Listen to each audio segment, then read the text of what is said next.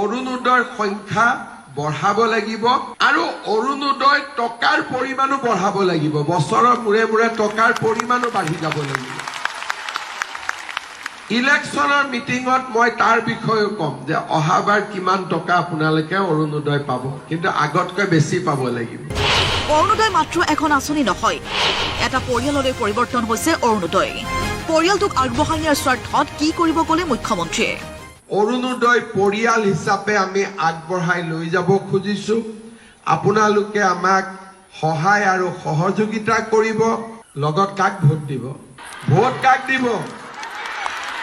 পাক্কা দিবতো বিজেপি দিবনে নিদিব আৰু মুখ্যমন্ত্ৰীক এইবাৰ যদি মহিলাসকলে আশীৰ্বাদ দিয়ে তেন্তে আগন্তুক দিনৰ পৰিকল্পনাৰ কথা ঘোষণা কৰিলে মুখ্যমন্ত্ৰীয়ে চেনি দালি নিমখ আৰু মিঠাতেলৰ লগত তালিকাত অন্তৰ্ভুক্ত হ'ব আধা কেজি চাহপাত আপোনালোকে যদি মোক আশীৰ্বাদ কৰে অহাবাৰ মোৰ মনত চেষ্টা হ'ব যে আপোনালোকৰ পৰা এটকাও নোলোৱাকৈ চেনি দালি নিমখ আৰু মিঠাতেল আপোনালোকৰ হাতত তুলি দিম ভাল হ'বনে বেয়া হ'ব সঁচাই ভাল হ'ব তাৰ লগতে অলপ পিছলৈকে মই আপোনালোকক আধা কেজি চাহপাতো তুলি দিব খোজো কিন্তু অলপ পিছলৈকে সোনকালে নহয় অসমৰ ইতিহাসত এনেধৰণৰ বৃহৎ পুঁজি একেদিনে হস্তান্তৰ হোৱাৰ নজিৰ নাছিল বুলি উল্লেখ কৰি মুখ্যমন্ত্ৰীৰ মন্তব্য অৰুণোদয় হিতাধিকাৰীসকলৰ বেংক একাউণ্টলৈকে আজি আমি ৯,০০০ টকাকৈ হস্তান্তৰ কৰোঁ সৰ্বমুঠ ৩,৬০০ কোটি টকা আই মাতৃসকলৰ বেংক একাউণ্টলৈকে ইতিমধ্যে হস্তান্তৰিত হ'ল অসমৰ ইতিহাসত ইমান ডাঙৰ পুঁজি একেদিনাই একেলগে হস্তান্তৰ হোৱাৰ ইয়াৰ আগতে কেতিয়াও নজিৰ নাছিলে ভৱিষ্যতে কেনেকৈ কি নজিৰ স্থাপন হ'ব মই নাজানো আজিৰ দিনটো আমাৰ সকলোৰে বাবে এটা আনন্দৰ দিন গৌৰৱৰ দিন নিজৰ মাতৃগৰাকীক সেৱা কৰিবলৈ পোৱাটো এজন পুত্ৰৰ বাবে জীৱনৰ আটাইতকৈ ডাঙৰ ক'ব গ'লে পুণ্যৰ কাম আজি সেই পুণ্যৰ কাম অকণমান হ'লেও কৰিবলৈ পাই মই নিজকে গৌৰৱান্বিত অনুভৱ কৰিছোঁ ধন লাভ কৰি উৎফুল্লিত মহিলাসকল অৰুণোদয় আঁচনিৰ ধনে কিঞ্চিত হ'লেও পৰিয়ালটোক সকাহ দিয়াৰ কথা উল্লেখ মহিলাসকলৰ ল'ৰা ছোৱালীক ধৰি লওক দেউতাকক খুজিব লগা নহয় মই নিজে দিব লগা পাৰিছোঁ টিউশ্যন ফিজেই হওক স্কুল ফিজেই হওক কলেজত অহা যোৱা ভাড়াই হওক গোটেইখিনি দিব পাৰিছোঁ আৰু সেইকাৰণে ধন্যবাদ দিছোঁ এই ৯,০০০ টকাৰে মানে দোকান এখন আগতে পাওঁতে মই দোকান এখন আৰম্ভ কৰিছিলোঁ গেলামাল দোকান এই ৯,০০০ টকাৰেও মানে গেলামাল দোকানত মানে বস্তু ভৰাম বুলি ভাবি আছোঁ এইদৰে ৰাজ্যৰ ৪০ লাখ অৰুণোদয় হিতাধিকাৰী মহিলাই লাভ কৰিলে আঁচনিৰ ধন বহাগ বিহুৰ পূৰ্বে তথা নিৰ্বাচনৰ প্ৰাক্ষণত চৰকাৰে একেদিনাই প্ৰদান কৰিলে এই বৃহৎ পুঁজিৰ আঁচনি ভিডিঅ' জাৰ্নেলিষ্ট অৱনী বেজবৰুৱাৰ সহযোগত অনুপ জ্যোতিনাথৰ ৰিপৰ্ট প্ৰতিদিন টাইম সেয়া আছিল এই আঁচনিখনক লৈ প্ৰস্তুত কৰা আমাৰ এখন প্ৰতিবেদন মই পোনে পোনে নতুন দিল্লীলৈ যাব বিচাৰিছোঁ সংগীতা বৰুৱা বাইদেউ আপুনি যদি মোৰ কথা শুনিছে মই প্ৰথম আপোনাৰ পৰাই কিছু বক্তব্য ল'ব বিচাৰিছোঁ আপুনি এগৰাকী অসমৰ সুসন্তান এগৰাকী সম্ভ্ৰান্ত আপুনি মহিলা প্ৰেছ ক্লাব অফ ইণ্ডিয়াৰ আপুনি সভাপতিৰ গুৰু দায়িত্ব বহন কৰা এগৰাকী জ্যেষ্ঠ সাংবাদিক ৰাজ্যখনৰে নহয় গোটেই আমাৰ দেশখনৰে এগৰাকী আপুনি জ্যেষ্ঠ সাংবাদিক অসমৰ সামাজিক জীৱনৰ লগত আপুনি প্ৰত্যক্ষভাৱে দূৰৰ পৰাই জড়িত আৰু ওচৰৰ পৰাও জড়িত এই যে যিখন আঁচনিৰ সন্দৰ্ভত আজি আমি কথা পাতিব বিচাৰিছোঁ অসমত দুটা মত আছে এই আঁচনিখনক লৈ একাংশই পূৰ্ণ সমৰ্থন কৰে আৰু একাংশই কৈছে যে হিতাধিকাৰী সৃষ্টিৰ নামত ভোটাধিকাৰহে সৃষ্টি কৰা হৈছে এইবিলাক নিৰ্বাচন জয়ী হ'বৰ কাৰণেহে চৰকাৰে অকল তেনেকুৱা কিছু আঁচনি লৈছে নাগৰিক হৈ জীয়াই থকাতকৈ ভোটাৰ হিচাপে জীয়াই ৰাখিব বিচাৰিছে আমাৰ অসমৰ মহিলাসকলক আপোনাৰ দৃষ্টিভংগী এই ক্ষেত্ৰত কেনেকুৱা আপুনি কোনটো সঁচা কোনটো মিছা বুলি ভাবে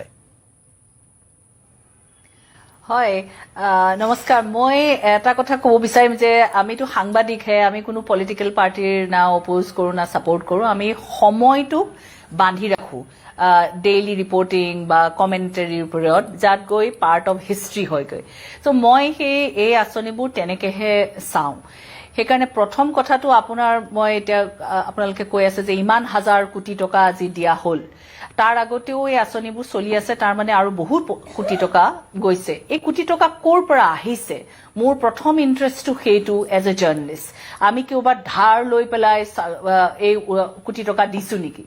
এই কথাটো আমি প্ৰথমে চাব লাগিব কাৰণ বেংকেও যেতিয়া আপোনাক পইচা দিব আপুনি ভাবে কেনেকে পইচাখিনি ওলাব তাৰ চিন্তা কৰে ন সো সেইকাৰণে প্ৰথম চিন্তাটো হৈছে যে এইটো ক'ৰবাত আমাৰ অসমৰ চৰকাৰৰ টেটুত ধাৰ লাগিছে নেকি যদি ধাৰ লাগিছে তেতিয়াহ'লে এই ধাৰ কেনেকে পূৰ্ণ কৰিব প্ৰথম কথাটো হৈছে সেইটো কাৰণ এইবোৰ ৱেলফেয়াৰ স্কিম হয় হিতাধিকাৰী মানে এখন ৱেলফেয়াৰ স্কিমৰ বেনিফিচিয়াৰী পলিটিক্স আহি গৈছে অসমতো আৰু ভাৰতৰ চবৰ জেগাত আহিছে কিন্তু ৱেলফেয়াৰৰ ষ্টেটবোৰ যেতিয়া আপুনি দেখে কানাডা বা এনেকুৱা ধৰণৰ এইবোৰ বিগাৰ এক্সাম্পল সেইবোৰত যদি আপুনি দেখে যে ৱেলফেয়াৰ ষ্টেটৰ বস্তুটো এটা কমি আহিছে ক্ৰমাতে মানে তাৰ মানে ষ্টেটৰ কাৰণে বহুত ধাৰ হৈ যায় আৰু ধাৰবোৰ মানে পূৰ্ণ কৰিব নোৱাৰে সো সেই এটা অৱস্থাত আমি কিন্তু এতিয়া ভাৰতবৰ্ষত এনেকুৱা ধৰণৰ এটা চিষ্টেম দেখি আহিছো সেইটো এটা প্ৰথম মোৰ মানে ৰিয়েকশ্যন আৰু 2 নম্বৰ কথাটো হৈছে যে মই গোলাঘাটৰ ছোৱালী আজি আহিছোহে মই অসমৰ পৰা মই গৈয়ে থাকো আৰু তেতিয়া মই মানুহৰ লগত কথা পাতো যেতিয়া এই বিভিন্ন আঁচনি অৰুণোদয় হওক অন্য ধৰণৰ আঁচনি এতিয়া 10,000 টকা কোনোবাক দিছে কোন আজি এটা 9,000 পাইছে তেতিয়া মানুহবোৰক সুধিলে দুটা ধৰণৰ কথা মই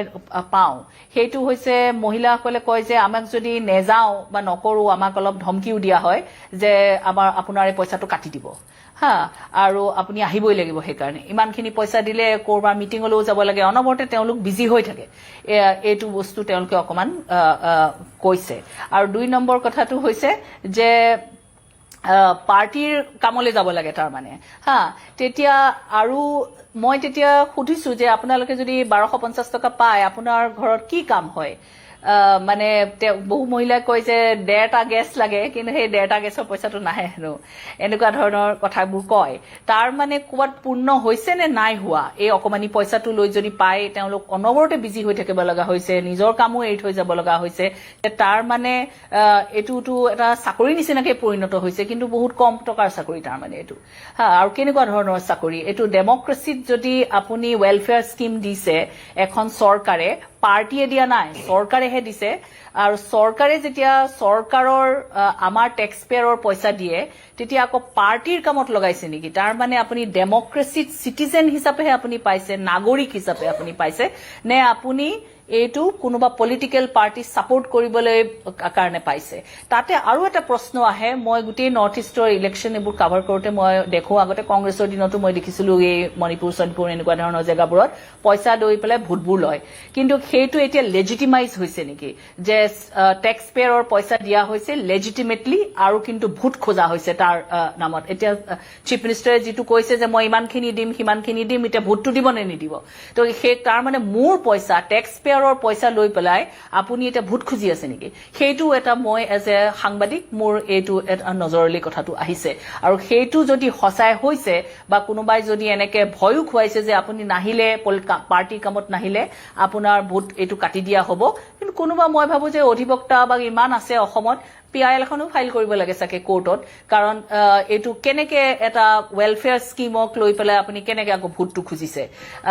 মানে আপুনিটো ষ্টেট হে আপুনি গভৰ্ণমেণ্ট আপুনি পাৰ্টিৰ পৰা দিয়া নাই পাৰ্টিৰ নিজৰ ফাণ্ডৰ পৰা দিছে এইটো বেলেগ কথা কিন্তু এইটো ষ্টেটৰ পৰা দিছে আপুনি এইটো ষ্টেটৰ স্কিম সো সেই তেনেকুৱা ধৰণৰ প্ৰশ্ন কিছুমান আছে ডেমক্ৰেচিত কাৰণ চিটিজেন হৈ যদি পাইছে বঢ়িয়া অ'কে আৰু যদি নহয় বোলে পাৰ্টি ছাপোৰ্ট কৰিবলৈ পাইছে তেতিয়া কিন্তু মই ভাবো যে কোৰ্টৰ কোনোবাই দুৱাৰ ঢুকিয়াব লাগে কাৰণ এইটো বস্তু ক্লিয়াৰ হ'ব লাগে সেইটো এটা কথা আৰু 2 নম্বৰ লাষ্টলি মই এটা কথা ক'ব বিচাৰিম যে যিহেতু মই দিল্লীত বেছিভাগ মানে খুব গৰ্ব কৰো অসমীয়া মহিলা হিচাপে আৰু মই অসমীয়া মহিলাৰ কথা খুব কওঁ যে আমি জয়মতী দেশৰ আমি মানে সতী সাদিনী দেশৰ আমি ৰাজবালা দাসৰ ঘৰৰ আমি মুলাগা বড়োৰ মানে হেৰি ইনহেৰিটাৰ এনেকে ধৰণৰ কিছু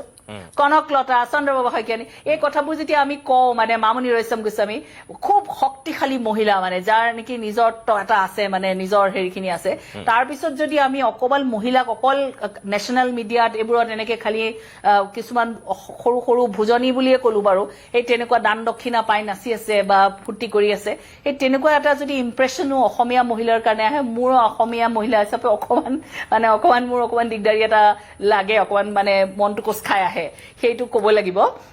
সেইকাৰণে সিমানখিনিয়ে কথা কিন্তু মই ভাবো যে আপোনালোকে যিটো চলাইছে এতিয়া মই দেখিছো তাত এগৰাকী দুগৰাকী মহিলা এনেকে কৈছে যে আমি এতিয়া কিবা কিবি কৰিবলৈ পাৰিছো যদি সেই পইচা আকৌ ভাল কামত হৈছে তেতিয়াহ'লেতো ভাল কথা কিন্তু সেই পইচায়ে যদি এতিয়া 10,000 টকাৰ যদি চাকৰি এটা যদি পালেহেঁতেন তেওঁতো এক বছৰলৈ লাখপতি বাইদেউ হ'বলৈ ৰখিব নালাগে তেওঁ কিন্তু 10 মাহতে হ'ব আৰু অন্য কোনোবা পাৰ্টিৰ কামলৈ জবৰদস্তিও যাব নালাগে ইচ্ছামতে গৈছে বেলেগ কথা কিন্তু জবৰদস্তিও যাব নালাগে চ' সেই তেনেকুৱা এটা বস্তু মই ভাবিছো যে এজ এ ডেমক্ৰেচিত মানে চিটিজেন হৈ জীয়াই থকাটো মোৰ হিচাপে কাৰণ মানুহ হৈছে একদম প্ৰভুত্ব মানুহ হৈছে মানুহৰ কামৰ কাৰণেই ডেমক্ৰেসি আছে তাত আকৌ কোনোবা পলিটিক্যাল পাৰ্টিৰ কাৰণে আপুনি ভোট দিবৰ কাৰণে এইটো আমাৰ পইচাটো লগাইছে মই তাত অকমান এজ এ জাৰ্নালিষ্ট কিন্তু মই অকমান মানে ডাউটফুল এই বস্তু নিশ্চয় সংগীতা বৰুৱা পিছাৰটি মই ধন্যবাদ জনাইছো আপুনি প্ৰথমতে এই বক্তব্যখিনি ৰখাৰ কাৰণে মই আকৌ পৰৱৰ্তী সময়ত আপোনাৰ কাষলৈ যাম আপুনি অকণমান ৰ'ব লাগিব প্ৰিয় দৰ্শক